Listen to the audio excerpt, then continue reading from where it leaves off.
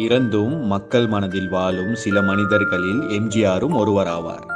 தமிழக திரைப்படங்கள் மற்றும் தமிழக அரசியலில் பல மாபெரும் சாதனை படைத்து சிகரத்தை தொட்டவர்.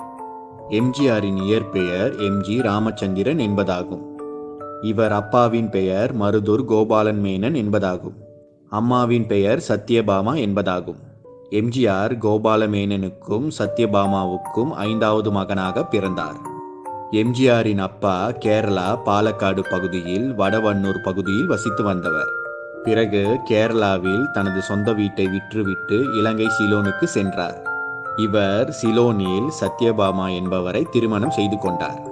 இவர்களுக்கு ஜனவரி 17, 1917 ஆண்டில் எம்.ஜி. ராமச்சந்திரன் மகனாக பிறந்தார். எம்ஜிஆர் இலங்கையில் கண்டிக்கு அருகே உள்ள நாவலம்பிட்டு என்ற இடத்தில் பிறந்தார். சிறுவயது பருவத்திலேயே கடவுள் பக்தி அதிகம் கொண்ட